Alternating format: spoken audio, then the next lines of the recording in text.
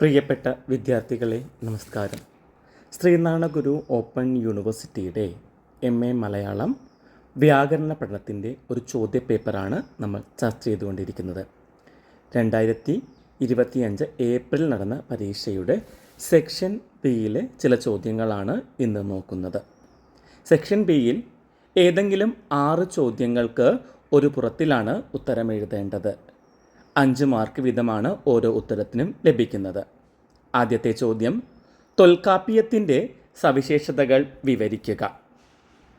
ദ്രാവിഡ ഭാഷകളിലെ ഏറ്റവും പ്രാചീനമായ വ്യാകരണ കൃതിയാണ് തൊൽക്കാപ്പിയം. ദ്രാവിഡ ഭാഷകളിലെ ഏറ്റവും പ്രാചീനമായ കൃതിയാണിത്. പഴയ കാവ്യം എന്നർത്ഥം പറയാവുന്ന തൊൽക്കാപ്പിയം, തൊൽ എന്നതിന് പഴയ എന്നും കാപ്പിയം എന്നതിന് കാവ്യം എന്നുമാണ് അർത്ഥം. ഈ കൃതി എഴുതിയത് ആരാണെന്ന് അറിയില്ല, അതുകൊണ്ട് തന്നെ അദ്ദേഹത്തെ തൊൽക്കാപ്പിയർ എന്നാണ് വിശേഷിപ്പിക്കുന്നത്. 1603 സൂത്രങ്ങളായി തിരിച്ചിരിക്കുന്ന ഈ ഗ്രന്ഥത്തിൽ എഴുത്തധികാരം, ചൊല്ലധികാരം, പൊരുളധികാരം എന്നീ വിഭാഗങ്ങളുണ്ട്. 1603 സൂത്രങ്ങളാണ് ഈ കൃതിയിലുള്ളത്. എഴുത്തധികാരം, ചെല്ലധികാരം, പൊരുളധികാരം എന്നീ 3 വിഭാഗങ്ങൾ ഈ കൃതിയിലുണ്ട്. ഭാഷയുടെ വർണ്ണതലം മുതൽ സൗന്ദര്യതലം വരെ വ്യാപിച്ചു കിടക്കുന്ന മേഖലകളെ തൊൽക്കാപ്പിയർ അന്വേഷണത്തിന് വിധേയമാക്കുന്നുണ്ട്. തൊൽക്കാപ്പിയം പൊരുളധികാരത്തിൽ അദ്ദേഹം ചർച്ച ചെയ്യുന്നത് രസസിദ്ധാന്തത്തെക്കുറിച്ചാണ്. രസം, അലങ്കാരം, വൃത്തം എന്നിവയെല്ലാം ഇതിൽ ചർച്ച ചെയ്യുന്നുണ്ട്. അകം കവിതകളെയും പുറം കവിതകളെയും തിണകളുമായി ബന്ധപ്പെടുത്തുന്നതിന് പുറമെ ഓരോ നായികയും നായകനും തോഴിയും ഓരോ സന്ദർഭത്തിൽ ഏതെല്ലാം രീതിയിൽ സംസാരിക്കണമെന്നും ഏതു രീതിയിലുള്ള ഉപമകൾ പ്രയോഗിക്കണമെന്നും തൊൽക്കാപ്പിയത്തിൽ വിശദീകരിക്കുന്നുണ്ട്. തൊൽക്കാപ്പിയർ ഒരു വ്യാകരണ പണ്ഡിതൻ മാത്രമായിരുന്നില്ല, ബഹുമുഖ വ്യക്തിത്വത്തിന് ഉടമയായിരുന്നുവെന്ന് പ്രൊഫസർ നടുവട്ടം ഗോപാലകൃഷ്ണൻ അഭിപ്രായപ്പെട്ടിട്ടുണ്ട്. തൊൽക്കാപ്പിയം സാധാരണ വ്യവഹാര ഭാഷയും സാഹിത്യ ഭാഷയും കണക്കിലെടുത്ത് രചിച്ച വ്യാകരണ കൃതിയാണ്. തൊൽക്കാപ്പിയം സാധാരണ വ്യവഹാര ഭാഷയും സാഹിത്യ ഭാഷയും കണക്കിലെടുത്ത് രചിച്ച ഒരു കൃതിയാണ്. മാത്രമല്ല, ആ വിഷയത്തിലുള്ള പൂർവ്വസൂരികളെ അദ്ദേഹം സ്മരിക്കുന്നുമുണ്ട്. പൂർവ്വ കേരള ഭാഷയെക്കുറിച്ച് അനിഷേധ്യമായ തെളിവുകൾ നൽകുന്ന 2 കൃതികളാണ് ചിലപ്പതികാരവും തൊൽക്കാപ്യവും. സംഘകാലത്തിന് ശേഷമാണ് തൊൽക്കാപ്യത്തിൻ്റെ രചന എന്ന് പറയാം. പിൽക്കാലത്തുണ്ടായ കൃതികളായ നന്നൂൽ, നേമിനാദം, പുറപ്പൊരുൾ, വെൺപാമലൈ, ഇറൈനാർ, അകപ്പൊരുൾ തുടങ്ങിയ ഗ്രന്ഥങ്ങളെല്ലാം തൊൽക്കാപ്യത്തെ അനുകരിച്ചുണ്ടായവയാണ്. പിന്നീടുണ്ടായിട്ടുള്ള നന്നൂൽ, നേമിനാദം, പുറപ്പൊരുൾ, വെൺപാമലൈ, ഇറൈനാർ, അകപ്പൊരുൾ ഈ കൃതികളെല്ലാം തൊൽക്കാപ്യത്തെ അനുകരിച്ചുണ്ടായവയാണ്. ചിറപ്പൂപ്പായിരം എന്ന മുഖവുരയും കൂടാതെ എഴുത്തധികാരം, ചൊല്ലധികാരം, പൊരുളധികാരം എന്നീ 3 ഭാഗങ്ങളിലായിട്ട് 1603 സൂത്രങ്ങളാണ് ഈ കൃതിയിലുള്ളത്. ഓരോ അധ്യായങ്ങളിലും 9 ഭാഗങ്ങൾ അടങ്ങിയിരിക്കുന്നു. എഴുത്തധികാരത്തിൽ അക്ഷരങ്ങളെ പറ്റിയും ചൊല്ലധികാരത്തിൽ പദങ്ങളെ പറ്റിയും പൊരുളധികാരത്തിൽ കവിതാ വിഷയങ്ങൾ, രസം, അലങ്കാരം, നൃത്തം എന്നിവയെക്കുറിച്ചെല്ലാം വിവരിക്കുന്നുണ്ട്. രണ്ടാമത്തെ ചോദ്യം, മലയാണ്മയുടെ വ്യാകരണം സവിശേഷതകൾ വിവരിക്കുക. മലയാളികൾക്ക് വേണ്ടി ഒരു മലയാളി മലയാള ഭാഷയിൽ രചിച്ച ആദ്യ വ്യാകരണ കൃതിയാണ് മലയാണ്മയുടെ വ്യാകരണം. മലയാളികൾക്ക് വേണ്ടി ഒരു മലയാളി രചിച്ച ആദ്യ മലയാള വ്യാകരണ കൃതിയാണ് മലയാണ്മയുടെ വ്യാകരണം. 1863 ഈ കൃതി രചിച്ചത്. ഇത് രചിച്ചത് ജോർജ് മാത്തനാണ്. ഈ കൃതിക്ക് ഇംഗ്ലീഷിൽ നൽകിയിരിക്കുന്ന പേര് grammar of Malayalam in the language itself എന്നാണ്. 202 പുറമുള്ള ഈ ഗ്രന്ഥം 475 ഖണ്ഡങ്ങളായി വിഭജിച്ചിരിക്കുന്നു. അക്ഷരലക്ഷണം, പദലക്ഷണം എന്നിങ്ങനെ 2 ഖണ്ഡങ്ങളിലായി 5 അധ്യായങ്ങൾ ഇതിലുണ്ട്. അധ്യായങ്ങളെ വീണ്ടും സർഗങ്ങളായി വിഭജിച്ചിരിക്കുന്നു. പൂർണ്ണമായി മലയാളത്തിൽ എഴുതിയ ഈ കൃതിയിൽ ആമുഖം മാത്രമാണ് ഇംഗ്ലീഷിലുള്ളത്. ഒന്നാം കാണ്ഡമായ അക്ഷരലക്ഷണത്തിൽ സംജ്ഞ, സന്ധി എന്നിങ്ങനെ 2 അധ്യായങ്ങളുണ്ട്. ഒന്നാമത്തെ കാണ്ഡമാണ് അക്ഷരലക്ഷണം, അതിൽ സംജ്ഞ, സന്ധി എന്നിങ്ങനെ 2 അധ്യായങ്ങളാണ് ഉള്ളത്. അക്ഷരങ്ങളുടെ വിവിധ ഭേദങ്ങൾ, അക്ഷരങ്ങളുടെ ഉത്ഭവങ്ങൾ, ചില അക്ഷരങ്ങളുടെ സവിശേഷതകൾ തുടങ്ങിയവയാണ് സംജ്ഞ എന്ന 1-ാം അധ്യായത്തിൽ വിവരിച്ചിട്ടുള്ളത്. 2-ാം അധ്യായത്തിൽ സന്ധിയെക്കുറിച്ചാണ് ചർച്ച ചെയ്യുന്നത്. 2-ാം കാണ്ഡമായ പദലക്ഷണത്തിൽ നാമം, വചനം, ഔവ്യയം തുടങ്ങിയവയെ വിവരിക്കുന്നു. അപ്പോൾ 2-ാം കാണ്ഡമായിട്ടുള്ള പദലക്ഷണത്തിലാണ് നാമം, വചനം, ഔവ്യയം എന്നിവ വിവരിക്കുന്നത്. നാമം എന്ന അധ്യായത്തിൽ നാമങ്ങളുടെ തരഭേദങ്ങൾ, ലിംഗം, സംഖ്യ, വിഭക്തി, നാമങ്ങളുടെ ഉത്ഭവം, സർവനാമങ്ങൾ തുടങ്ങിയവ വിശകലനം ചെയ്യുന്നുണ്ട്. നാമങ്ങളുടെ തരഭേദങ്ങൾ, ലിംഗം, സംഖ്യ, വിഭക്തി, നാമങ്ങളുടെ ഉത്ഭവം, സർവനാമങ്ങൾ എന്നിവയാണ് ഇവിടെ ചർച്ച ചെയ്യുന്നത്. 2-ാം അധ്യായത്തിൽ വചനത്തിൻ്റെ തരഭേദങ്ങൾ ചർച്ച ചെയ്യുന്നു. നാമം, വചനം, ഔവ്യയം എന്നിങ്ങനെ 3 അധ്യായങ്ങളാണ് ഇതിലുള്ളത്. അദ്ധിതങ്ങളും ഔവ്യയങ്ങളും വിവരിക്കുന്നുണ്ട്, എന്നാൽ വാക്യവിചാരം ചർച്ച ചെയ്ത് കാണുന്നില്ല. ഗ്രന്ഥകർത്താവിൻ്റെ സ്വന്തം നിഗമനങ്ങൾ അവതരിപ്പിക്കേണ്ട സ്ഥലങ്ങളിൽ ജ്ഞാപനം എന്നൊരു ഭാഗം കൂടി ചേർത്തിരിക്കുന്നതായി കാണാം. വ്യാകരണം എന്നത് ഭാഷയുടെ ലക്ഷണങ്ങളെ വർണ്ണിക്കുകയും അതിനെ മുറ പോലെ പ്രയോഗിക്കുന്നതിനുള്ള പ്രമാണങ്ങളെ ചൊല്ലിത്തരലാകുന്നു വ്യാകരണമെന്ന് ജോർജ് മാത്തൻ അഭിപ്രായപ്പെടുന്നു. അക്ഷരങ്ങളെ അച്ച് എന്നും ഹൽ എന്നും വിഭജിക്കുന്നുണ്ട്. അദ്ദേഹം മലയാളത്തിൽ 16 സ്വരങ്ങളും 35 വ്യഞ്ജനങ്ങളും ഉൾപ്പെടെ 51 അക്ഷരങ്ങളായിരിക്കുന്നു എന്ന് പ്രയോഗിക്കുന്നുണ്ട്. 2-ാം അധ്യായത്തിൽ ഭാഷാശാസ്ത്രമാണ് പ്രതിപാദിക്കുന്നത്. വത്സ്യാക്ഷരത്തിന് മൗണ്യാക്ഷരങ്ങൾ എന്നാണ് അദ്ദേഹം പേരിട്ടിരിക്കുന്നത്. മോണ, ഊന്, വാസ്യം ഉച്ചാരണസ്ഥാനമായത് എന്നർത്ഥം. ട, ന് എന്നിവയ്ക്ക് പുറമെ ര, റ, ല എന്നിവയെയും മൗണ്യാക്ഷരങ്ങളുടെ പട്ടികയിലാണ് പെടുത്തിയിരിക്കുന്നത്. കേരളപാണിനി ലകാരത്തെ ദന്ത്യമായിട്ടാണ് പരിഗണിച്ചിരിക്കുന്നത്. വർണ്ണങ്ങൾക്ക് ഉച്ചാരണസ്ഥാനം കൽപ്പിക്കുന്നതിൽ ഏറെ സൂക്ഷ്മത ഇദ്ദേഹം പുലർത്തിപ്പോരുന്നുണ്ട്. അതുപോലെ പലയിടങ്ങളിലും സ്വന്തം നിഗമനങ്ങൾ അവതരിപ്പിക്കുകയും ചെയ്തിട്ടുണ്ട്. ഏറെ സവിശേഷതകൾ ഈ ഗ്രന്ഥത്തിലുണ്ടായിട്ടും വേണ്ടത്ര ചർച്ച ചെയ്യപ്പെടാതെ പോയി. ഒരുപക്ഷെ അദ്ദേഹം സ്വീകരിച്ച പല സംജ്ഞകളാകാം അതിന് കാരണമെന്ന് തോന്നാം.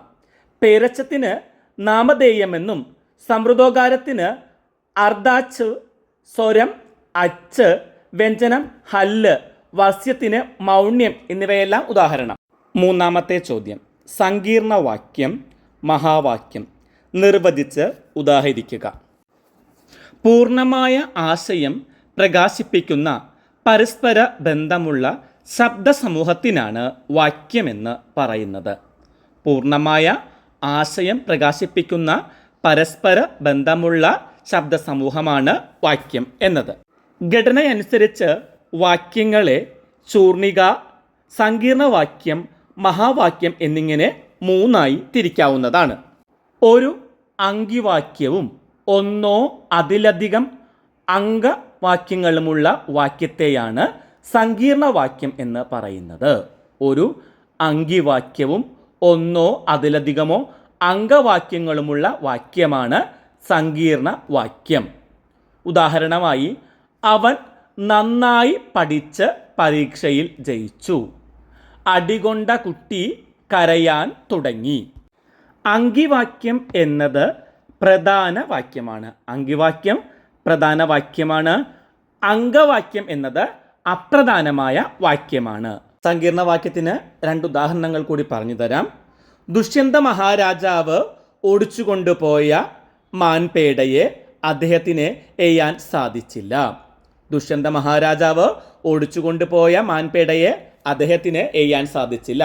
മറ്റൊരു ഉദാഹരണം, താൻ ശ്രദ്ധിച്ച് പഠിക്കണമായിരുന്നുവെന്ന് അനീഷ് പിന്നീട് ചിന്തിച്ചു. താൻ ശ്രദ്ധിച്ച് പഠിക്കണമായിരുന്നുവെന്ന് അനീഷ് പിന്നീട് ചിന്തിച്ചു. മഹാവാക്യം എന്താണെന്ന് നോക്കാം. സമപ്രാധാന്യമുള്ള ഒന്നിലധികം ഉപവാക്യങ്ങൾ ചേരുന്ന വാക്യമാണ് മഹാവാക്യം. സമപ്രാധാന്യമുള്ള ഒന്നിലധികം ഉപവാക്യങ്ങൾ ചേരുന്ന വാക്യം. ഇപ്പം രണ്ടോ അതിലധികമോ അങ്കിവാക്യങ്ങൾ അതിലുണ്ടായിരിക്കും. രണ്ടോ അതിലധികമോ അങ്കിവാക്യങ്ങൾ ഇതിലുണ്ടായിരിക്കും. അങ്കിവാക്യം എന്നത് പ്രധാനമായ വാക്യമാണ്. ഒന്നുകിൽ നിങ്ങൾ പഠിക്കണം, അല്ലെങ്കിൽ നിങ്ങൾ പണിക്ക് പോകണം. ഒരു ഉദാഹരണമാണ്, ഒന്നുകിൽ നിങ്ങൾ പഠിക്കണം, അല്ലെങ്കിൽ നിങ്ങൾ പണിക്ക് പോകണം. മറ്റൊരു ഉദാഹരണം, ദുഷ്യന്തൻ പിന്നാലെ പാഞ്ഞു വന്നു, എങ്കിലും മാൻപേടയെ അപകടമില്ലാതെ ആശ്രമത്തിലേക്ക് ഓടിപ്പോയി. ദുഷ്യന്തൻ പിന്നാലെ പാഞ്ഞു ചെന്നു, എങ്കിലും മാൻപേട അപകടമില്ലാതെ ആശ്രമത്തിലേക്ക് ഓടിപ്പോയി. നാലാമത്തെ ചോദ്യം, നാമവിഭാഗങ്ങളെക്കുറിച്ചുള്ള ശേഷഗിരി പ്രഭുവിൻ്റെ നിരീക്ഷണങ്ങൾ വിശദമാക്കുക. ശേഷഗിരി പ്രഭു നാമങ്ങളെ മൂന്നായി തരംതിരിച്ചു: ദ്രവ്യനാമങ്ങൾ, ഭാവനാമങ്ങൾ, സർവനാമങ്ങൾ എന്നിങ്ങനെ. ശേഷഗിരി പ്രഭു നാമത്തെ മൂന്നായി തരംതിരിച്ചു: ദ്രവ്യനാമങ്ങൾ, ഭാവനാമങ്ങൾ, സർവനാമങ്ങൾ എന്നിങ്ങനെ. ദ്രവ്യനാമങ്ങളെ പിന്നീട് അദ്ദേഹം നാലായി തരംതിരിക്കുന്നു: സംജ്ഞാനാമങ്ങൾ, സാമാന്യനാമങ്ങൾ, സമൂഹനാമങ്ങൾ, മേയനാമങ്ങൾ. ഒന്നുകൂടി പറയാം: സംജ്ഞാനാമങ്ങൾ, സാമാന്യനാമങ്ങൾ, സമൂഹനാമങ്ങൾ, മേയനാമങ്ങൾ. മലയാള വ്യാകരണ ഗ്രന്ഥങ്ങളിൽ നാമവിഭാഗങ്ങളെക്കുറിച്ച് ഏറ്റവും അധികം ചർച്ച ചെയ്തിട്ടുള്ളത് ശേഷഗിരി പ്രഭുവിൻ്റെ വ്യാകരണ മിത്രത്തിലാണ്. നാമങ്ങളുടെ അർത്ഥം പ്രമാണിച്ചുള്ള വിഭജനവും വ്യാകരണപരമായ അവയുടെ സവിശേഷ പ്രയോഗങ്ങളും അദ്ദേഹം ഇവിടെ വിശദീകരിക്കുന്നുണ്ട്. നാമങ്ങളുടെ അർത്ഥം പ്രമാണിച്ചിട്ടുള്ള വിഭജനം, അതുപോലെ തന്നെ വ്യാകരണപരമായ അവയുടെ സവിശേഷ പ്രയോഗങ്ങളുമാണ് അദ്ദേഹം വിശദീകരിക്കുന്നത്. നാമത്തെ അർത്ഥം പ്രമാണിച്ച് അദ്ദേഹം മൂന്നായി തരംതിരിച്ചു എന്ന് നമ്മൾ പറഞ്ഞു കഴിഞ്ഞു. ഏതെല്ലാമായിരുന്നു അത്? ദ്രവ്യനാമങ്ങൾ, ഭാവനാമങ്ങൾ, സർവനാമങ്ങൾ. ഇനി ദ്രവ്യനാമങ്ങളുടെ അവാന്തര വിഭാഗങ്ങളും അദ്ദേഹം പറയുന്നുണ്ട്. അതേതെല്ലാമായിരുന്നു? സംജ്ഞാനാമങ്ങൾ, സാമാന്യനാമങ്ങൾ, സമൂഹനാമങ്ങൾ, മേയനാമങ്ങൾ. ഗുണവാചികളായ ഗുണനാമങ്ങളും വ്യാപാരവാചികളായ ക്രിയാനാമങ്ങളും ചേർത്തിട്ടാണ് വ്യാകരണമിത്രത്തിലെ ഭാവനാമം എന്ന വിഭാഗം രൂപപ്പെടുത്തിയിരിക്കുന്നത്. അപ്പോൾ ഗുണനാമങ്ങളും ക്രിയാനാമങ്ങളും ചേർത്തിട്ടാണ് ഭാവനാമങ്ങൾ ഉണ്ടാക്കിയിട്ടുള്ളത്. തനിച്ച് നിൽക്കുമ്പോൾ അർത്ഥമില്ലാതെയും ഒരു നാമാർത്ഥത്തെ നിർദ്ദേശിച്ചു മാത്രം അർത്ഥമുള്ളതായി വരുന്നതുമായ ശബ്ദങ്ങൾ എന്ന് സർവനാമത്തെ അദ്ദേഹം വിശേഷിപ്പിച്ചിരിക്കുന്നു. ഒന്നുകൂടി പറയാം: തനിച്ചു നിൽക്കുമ്പോൾ അർത്ഥമില്ലാതെയും ഒരു നാമാർത്ഥത്തെ നിർദ്ദേശിച്ചു മാത്രം അർത്ഥമുള്ളതായി വരുന്നതുമായ ശബ്ദങ്ങളാണ് സർവനാമങ്ങൾ. അതിന് പുരുഷാർത്ഥകം, നിർദ്ദേശകം, പ്രശ്നാർത്ഥകം എന്നിങ്ങനെ അവാന്തര വിഭാഗങ്ങളും അദ്ദേഹം കൽപ്പിച്ചിട്ടുണ്ട്. ആർത്തിക ധർമ്മപരമായ ഈ സവിശേഷതകൾക്ക് പുറമെ അവ പുലർത്തുന്ന വ്യാകരണ സവിശേഷതകളെയും ശേഷഗിരി പ്രഭു വിശകലനം ചെയ്തിട്ടുണ്ട്. മലയാള നാമവർഗം എന്ന കൃതിയിൽ ഡോക്ടർ കെ ശ്രീകുമാരി ഇതിനെ ഇങ്ങനെ വിശദീകരിക്കുന്നു: സംജ്ഞാനാമം, സാമാന്യനാമം, സർവനാമം എന്നിവയ്ക്ക് ലിംഗഭേദമേ ഉള്ളൂ. മറ്റുള്ളവ നപുംസകങ്ങളാണ്. സംജ്ഞാനാമം, സാമാന്യനാമം, സർവനാമം എന്നിവയ്ക്ക് ലിംഗഭേദമേ ഉള്ളൂ. മറ്റുള്ളവയെല്ലാം നപുംസകങ്ങളാണ്. സംജ്ഞാനാമം, മേയാനാമം, കൃനാമം എന്നിവയിൽ ബഹുവചന പ്രത്യയം ചേരില്ല. സംജ്ഞാനാമം, മേയാനാമം, കൃനാമം എന്നിവയിൽ ബഹുവചന പ്രത്യയം ചേരില്ല. മൂന്നാമത്തേത്, സർവനാമങ്ങൾക്ക് സംബോധന രൂപമില്ല. സർവനാമങ്ങൾക്ക് സംബോധനാ രൂപം ഇല്ല. 4 ആഖ്യ, ആഖ്യാതപൂരണം, കർമ്മം എന്നിവയിൽ ഒന്നായി ഉപയോഗിക്കുവാൻ കഴിയാത്തതും എല്ലാ വിഭക്തി രൂപങ്ങളും ചേരാത്തതുമായ നാമരൂപങ്ങളെ ഔവ്വയ രൂപങ്ങളാക്കി പരിഗണിക്കാമെന്ന് ക്രോഡീകരിക്കുന്നുണ്ട്. ആഖ്യ, ആഖ്യാതപൂരണം, കർമ്മം എന്നിവയിൽ ഒന്നായി ഉപയോഗിക്കുവാൻ കഴിയാത്തതും എല്ലാ വിഭക്തി രൂപങ്ങളും ചേരാത്തതുമായ നാമരൂപങ്ങളെ അവ്യയരൂപങ്ങളായി പരിഗണിക്കാമെന്നും ക്രോഡീകരിക്കുന്നു. 5-ാമത്തെ ചോദ്യം, സർവനാമങ്ങൾ. നിർവചനം എഴുതി ARൻ്റെ സർവനാമ വർഗീകരണം വിശദമാക്കുക. ഒരു പദം തന്നെ വീണ്ടും വീണ്ടും ആവർത്തിക്കുന്നതിലുള്ള അഭംഗി ഒഴിവാക്കാൻ ആ നാമത്തിന് പകരം ഉപയോഗിക്കുന്ന നാമത്തിന് തുല്യമായ പദമാണ് സർവനാമം. ഒരു പദം തന്നെ വീണ്ടും വീണ്ടും ആവർത്തിക്കുന്നതിലുള്ള അഭംഗി ഒഴിവാക്കാൻ വേണ്ടി ആ നാമത്തിന് പകരം ഉപയോഗിക്കുന്ന നാമത്തിന് തുല്യമായ പദമാണ് സർവനാമം എന്നത്. സർവനാമം എന്നാൽ സർവത്തിനും നാമമായിട്ടുള്ളത്. സർവനാമം എന്ന് പറഞ്ഞാൽ സർവത്തിനും നാമമായിട്ടുള്ളത്. കേരള പാണിനി സർവനാമത്തെ നിർവചിക്കുന്നത് ഇങ്ങനെയാണ്: സർവനാമത്തിനും നാമമായ നാമം താൻ സർവനാമം. സർവനാമത്തിനും നാമമായ നാമം താൻ സർവനാമം. ഉദാഹരണം: എൻ, നിൻ, ആര്, എന്ത്.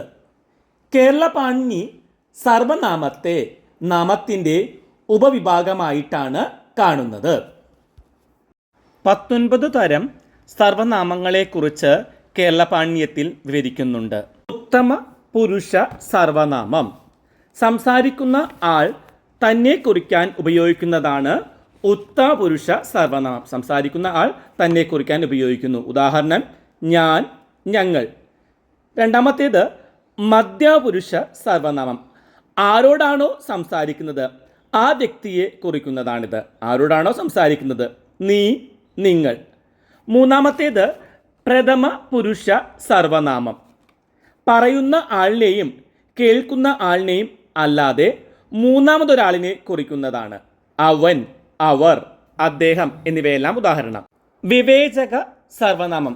ചുട്ടെഴുത്തുകളാണ് വിവേചക സർവനാമങ്ങൾ. ഉദാഹരണം: ആ, ഈ, ഒരു. വ്യാക്ഷേപക സർവനാമം. സംസ്കൃതം, ഇംഗ്ലീഷ്, ഹിന്ദി തുടങ്ങിയ ഭാഷകളിലെ പോലെ വ്യാക്ഷേപക സർവനാമം മലയാളത്തിൽ പ്രയോഗിക്കാറില്ല. അത്യാവശ്യം വിവർത്തനത്തിലും മറ്റും അത് പ്രയോഗിക്കാറുണ്ട് എന്ന് പറയാം.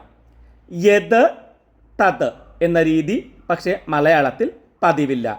ഉദാഹരണം: ഏതൊരുവനാണോ അവൻ. മറ്റൊന്ന്: യാതൊരുവനാണോ അവൻ. അടുത്തത് ചോദ്യ സർവനാമം. ഒരു ചോദ്യത്തിന് പകരം നിൽക്കുന്ന സർവനാമമാണ്. ഒരു ചോദ്യത്തിന് പകരം നിൽക്കുന്നത്. ആര്, എന്ത്, ഏത് എന്നിവയെല്ലാം ഉദാഹരണം. നാനാ സർവനാമം. നാനാത്വത്തെ കുറിക്കുന്ന സർവനാമമാണിത്. നാനാത്വത്തെ കുറിക്കുന്നു. പലർ, ചിലർ, ചിലത് എന്നിവയെല്ലാം ഉദാഹരണം. നിർദ്ദിഷ്ടവാചി സർവനാമം.